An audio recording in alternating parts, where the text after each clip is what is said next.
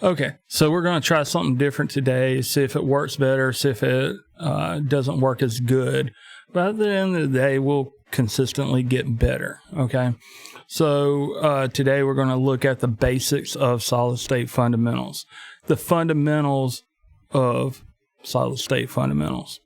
Okay, so first, what is a solid-state device? Okay, a solid-state device is a component that sometimes exhibits characteristics of a conductor, semiconductor, and sometimes exhibits characteristics of an insulator. So we're going to touch on as quickly as possible what makes a good insulator, what makes a good conductor, and what's so special about these things that can kind of go back and forth. Okay, so semiconductors. Who, what, when, where, why.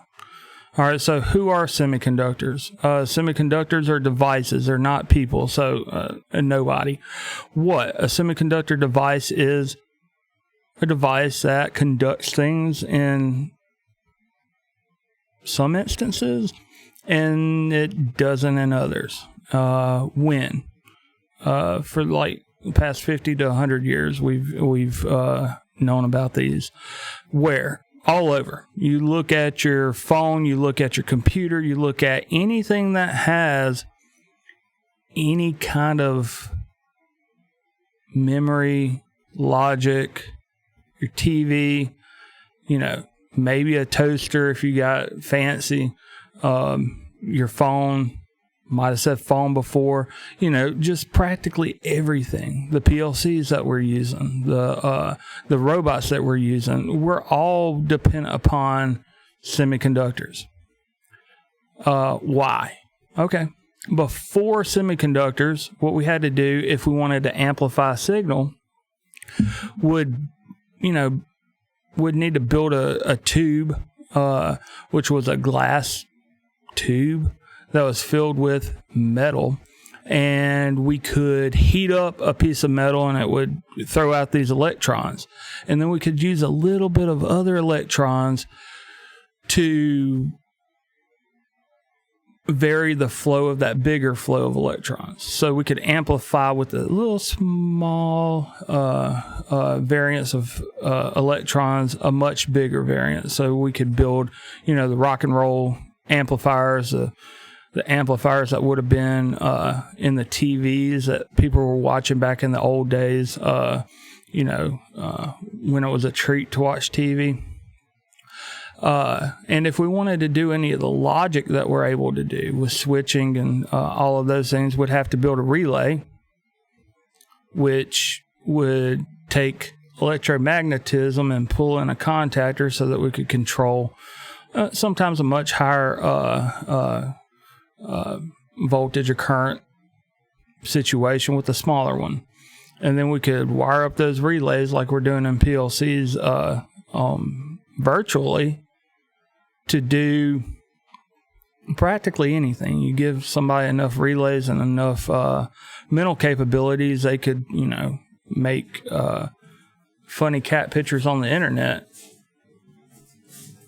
Okay, so the squirrels are courting in our roof. Like, they're going crazy. I waited forever to find a time that I could start a video so that I could finish it, because we've been doing a bunch of labs back and forth, and now the squirrels are here. So stick with it. All right. So we need to look at physics. And as soon as I say physics, a lot of you are going to grit your teeth and forget everything that I tell you. Physics is not bad. Physics is just a way for us to consistently describe our world. Okay? So, yay, physics. All right. So there's two components that we're going to talk about on this one, which are transferring energy and pool shark. I don't know what I was thinking when I said pool shark, but now I'm starting to remember. Okay, so the first key component that we're talking about for a semiconductor device in the physics realm is transferring energy. You know, there was a really smart guy named Newton. I think his first name was Sir, and his middle name was Isaac. He made a bunch of rules that he didn't really make up. He just observed them.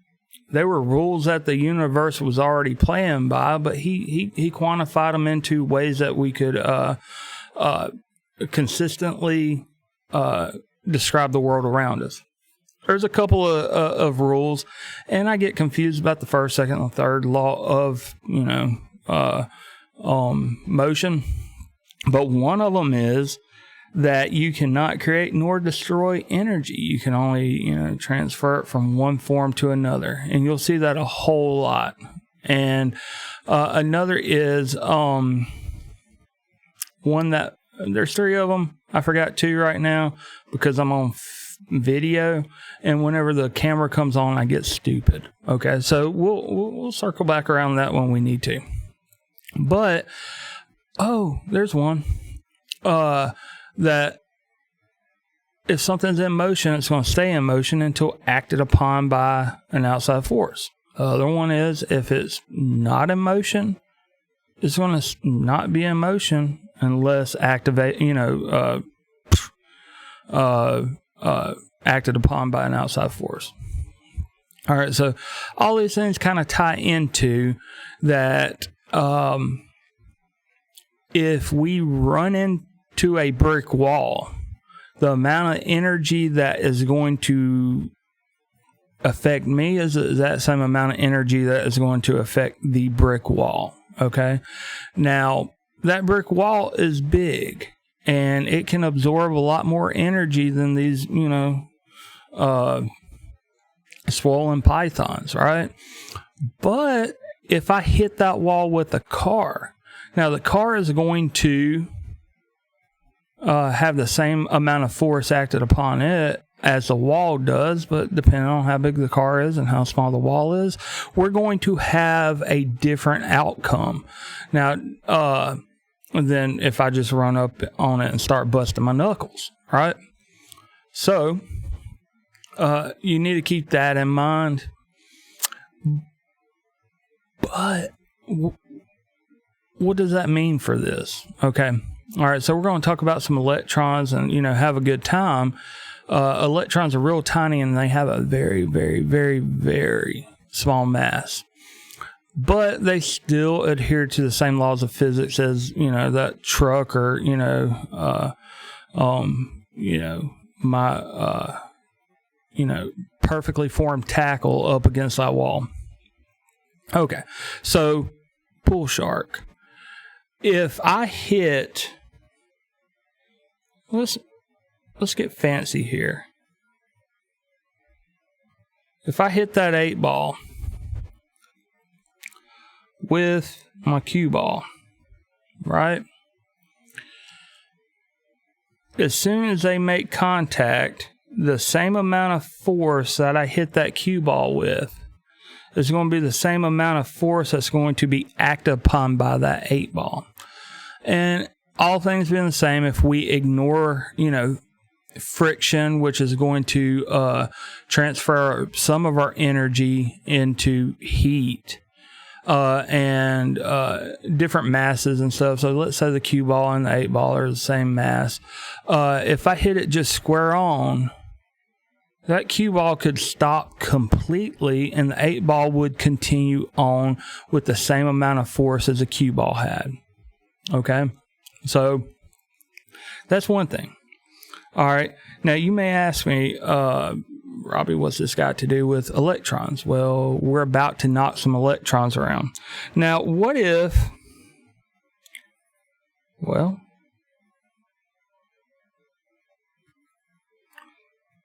I seem to have not figured out how to erase this joker.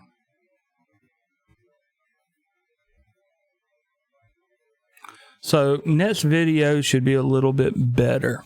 I decided to start using Keynote so I can make these quicker and not ramble forever.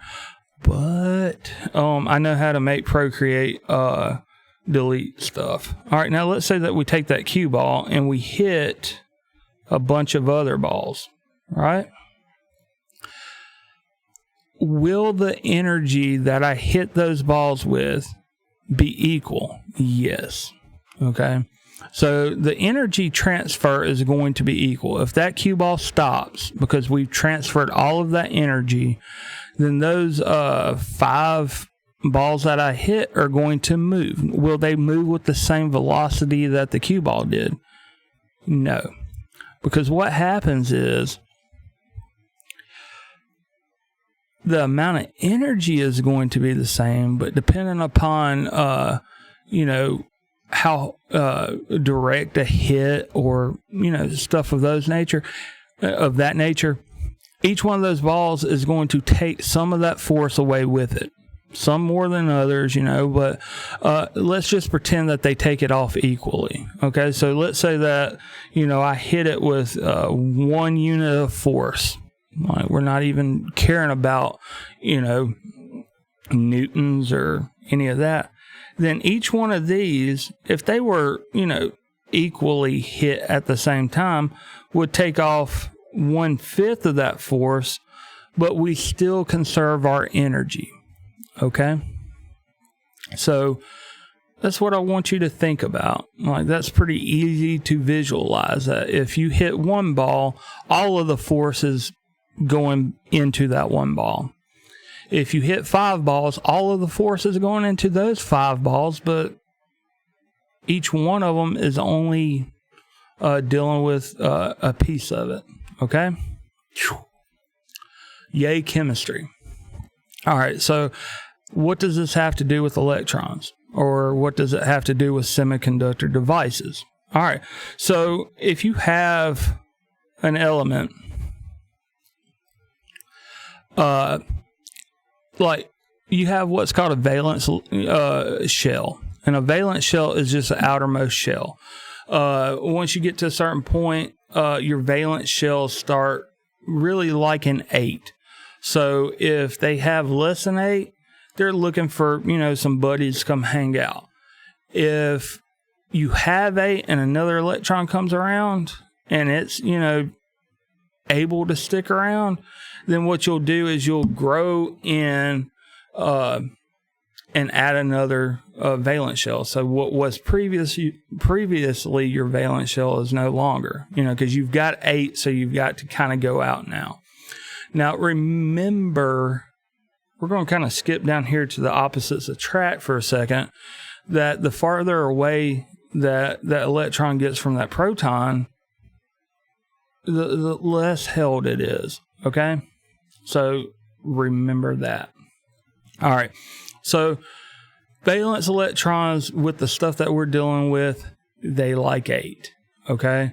So, if we have with 8 electrons, it's pretty, stable. It it's not making a bunch of bonds with a bunch of other things. Okay? So we have, let's say that we have from 1 to 8 valence electrons. Now, what makes a good insulator and what makes a good conductor? Okay, so at first glance, if I didn't tell you the pool shark analogy, you might say that the 8 electrons would be a better conductor because we have more electrons to push through that situation. And you would be wrong. But now, you are quick. So a better conductor would be one with, let's say 1 to 3 electrons. And we'll talk about why in a minute. And a better insulator would have from 5 to 8. Okay? So I want you to think of those things. And think about that pool shark analogy, because it was a beautiful one that I came up with, and nobody's ever heard it before. It's completely original to me. If you Google it and somebody's got it on YouTube, they stole it from me. Okay? So keep those things in mind. All right, now let's talk about some elements. And I know that as soon as I said physics, people tuned out. And as soon as I say chemistry, people tune out. But chemistry is the building blocks of everything that we do. So if we truly want to understand this stuff, then what we're going to have to do is understand it on a molecular level sometimes. Okay. So there are, let's say about 4 very important elements when we're talking about semiconductors. We have what would actually be called the semiconductor element, and I think it's Si for silicon. All right, now I drew 4 circles around there. That's to show that there are 4 electrons in a pure crystalline structure of silicon. Okay, now does that make it a good insulator or a good conductor or good at both? Really, it makes it bad at both. Okay, so silicon by itself is a fairly useless element for our purposes. Okay, now back in the day, we had germanium, which was also 4, and we use that a lot because it's a lot easier to get a fairly pure structure of germanium. Nowadays, you're going to see a lot more silicon unless you're dealing with, crazy people who will spend a lot of money on the sound of the 70s or the sound of the late 60s and want a guitar amp, like a pedal for a guitar board that is built the way they did it. Now, germanium has a lot of problems. So it's not the best to build with nowadays. Now that we've gotten it a lot better with silicon, we don't use germanium a whole lot. Okay, we have a lot of leakage current. We've got a whole lot of situations that are pretty bad for it. But a lot of people are like, oh, Jimi Hendrix had a fuzz face, and back then they had germaniums in them. Jimi Hendrix didn't sound good because of the, transistors that were in that fuzz face. Okay. So a lot of people have more money than they've got sense sometimes. So let's ignore the germanium, but know that we could do the same thing with it that we're doing with the silicon. Okay. So we find 2 elements that have 4 electrons. Okay. And they're pretty useless. And what we do is we do something called doping. And what doping is where we take an element and we combine it with another element, and we basically, ruin that element. There's something called a covalent bond. And if you hear valence and covalent, it should tell you something. We can put 2 elements pretty close to one another, and if one wants an electron and one needs an electron, they're going to work together to make sure that they can share 8. Okay, that's pretty important. So a lot of the reactions that we have are based around covalent bonds. All right, so we've got let's say the silicon. Okay, and it has 4, it wants 8. When you put silicon together with other silicon, what'll happen is, let's say this silicon right here, and then this silicon on top, we put enough silicon around each other, they can share electrons from one another and be happy. Okay? So I'm having a little bit of time drawing on Keynote. Looks like it drags a lot. We'll get better at that. But at its heart, like, you put enough silicon beside each other, they're going to make a bond so that the 4 on this one are sharing each one of their electrons with another silicon atom near it. Okay, so they're all happy. Where the interesting thing happens is if we take something like phosphorus, I think it's P, okay, and we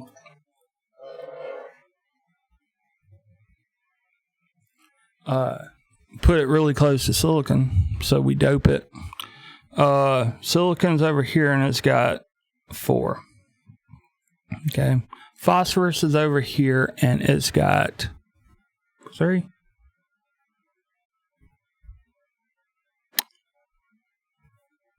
Five. Okay. So phosphorus is over here and it's got 1, 2, 3, 4, 5. All right. You put those together, how many electrons are they sharing?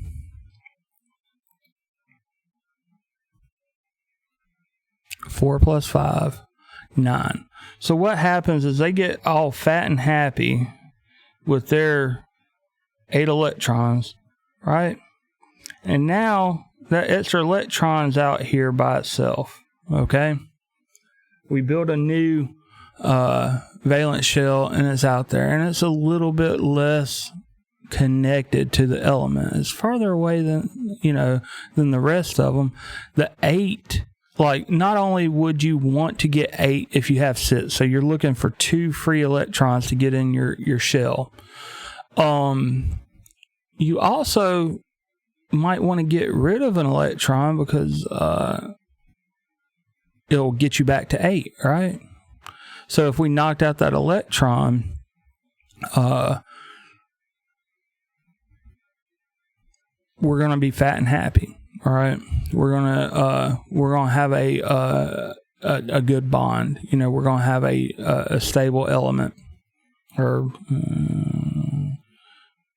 what's the word for compound? Okay, now you look at this, and I'm going to tell you that this is a very good conductor. Okay, it's just got 1 free electron, but it's a very good conductor. All right, if we took silicon and boron, let's see if it's Br. Good God, I don't know. If it's Br, don't tell Dr. Johnson, okay? Or if it's something else, definitely don't tell. But tell me, I'll fix it for later, okay?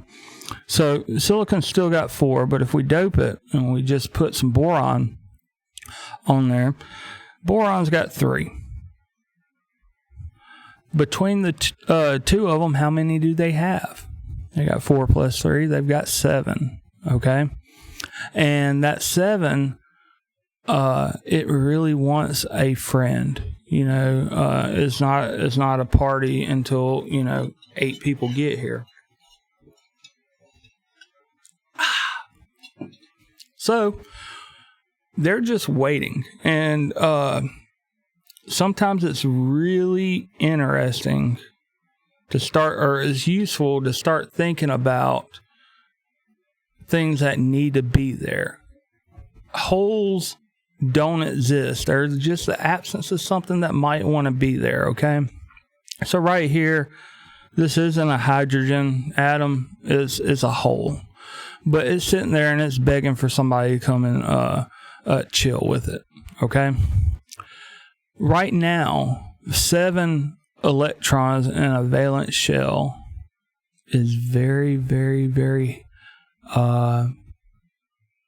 insulated, okay?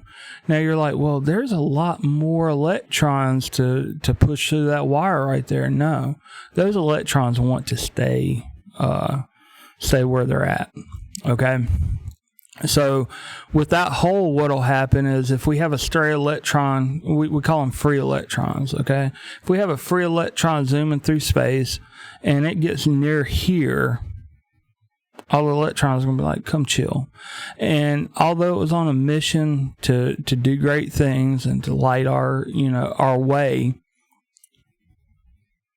it's going to chill, It's just going to stay there. So any kind of energy that we did it disappear? No. What happens is when it gets near there, the same amount of force that we put on that electron is transferred to those other 7 electrons. So let's go back and say that it's just one force. We made up a unit. All right.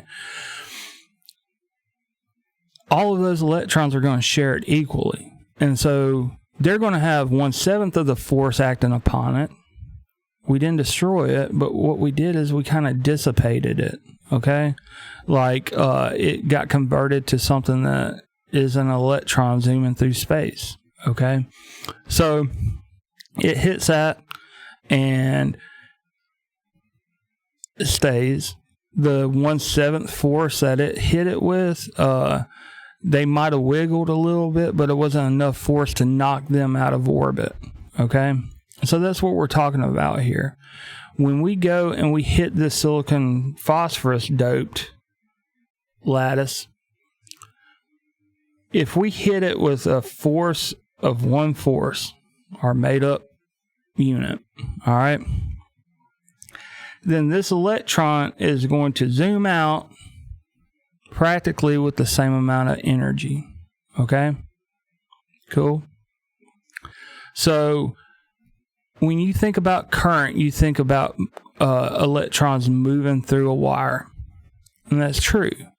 But it's more like they're ping-ponging through a wire.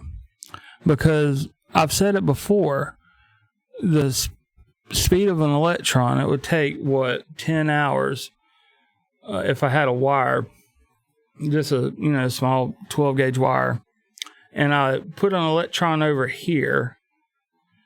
By the time it got to the tip of my finger, about an inch, I think it takes about 10 hours, and I'll fact check that, or you fact check that, and I'll give you extra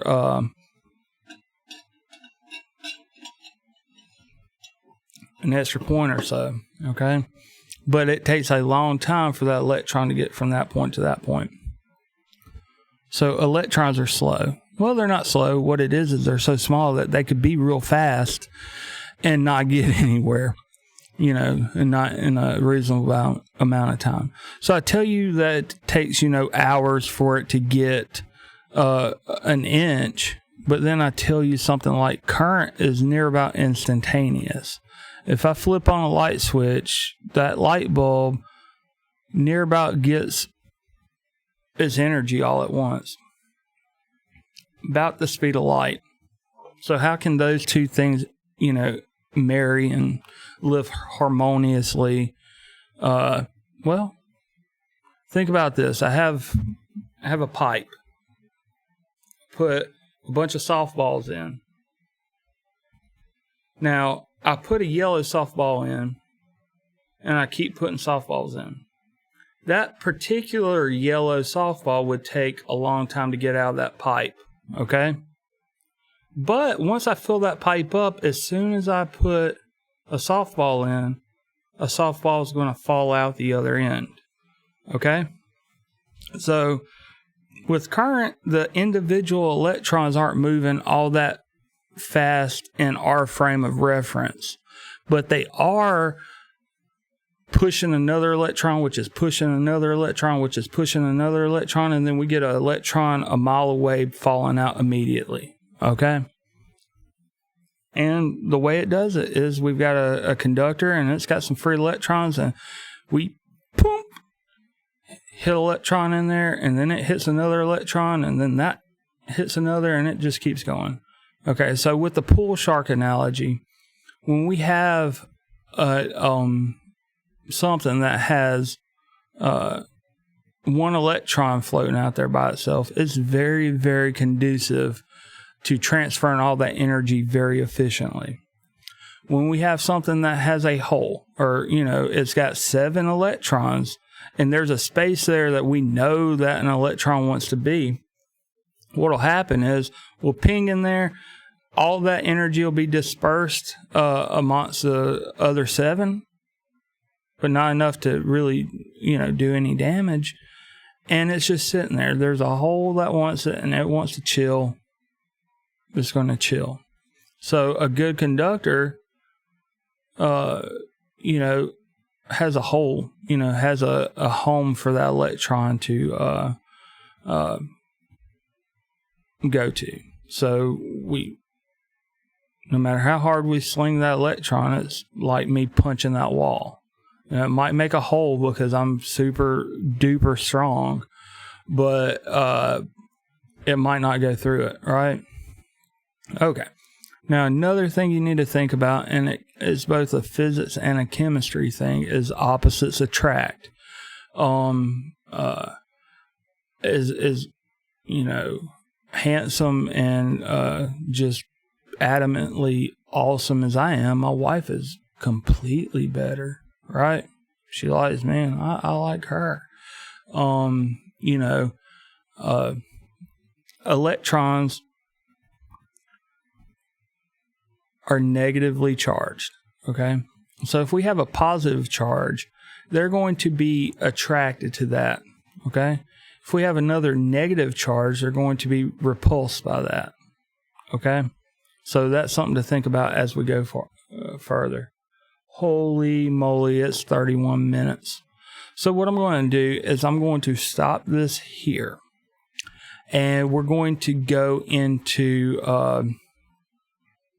like actual semiconductor devices and how this works. But like, I'm trying my best to get these as short as possible.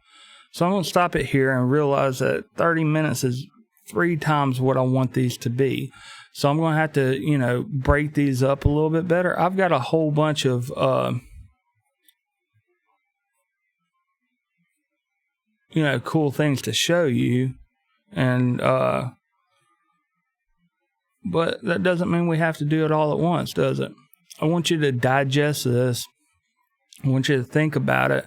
And then there will be a part 2 where we make a semiconductor device. You know, we'll dope a substrate in our mind with, you know, phosphorus or boron, and then use those to our advantage. Okay. So I want you to think of how these are, you know, built. You know, as you're doing your reading, sometimes the book doesn't do a great job of explaining stuff, and sometimes I don't. But one thing I will do is I will work real hard to find a way that like connects with you. Okay. So, I'm giving this, you know, this week right now as kind of making sure that everybody gets your Tinkercad circuit done. If you, you know, I'm not forcing you to get a reservation for it, but if you're having that much of a problem, come up here and let me and Ashley get you through it, because we're going to start kind of pushing what's everybody's on the bus. Okay. Man, my beard is getting magnificent. Okay. So what I want you to do, digest this, you know, still work on your book work, but maybe this will open up some, easier ways than what the book actually says about it. Okay. So, make sure to watch this. Well, you're at the end of it, so of course you watched it. I appreciate it. Know that I'm gunning for 10-minute videos before I'm done. I just love to talk. I hate talking to a camera, but I love to talk. All right, so I'm rambling again. I just made it 33 minutes instead of 30. You know, we'll get better.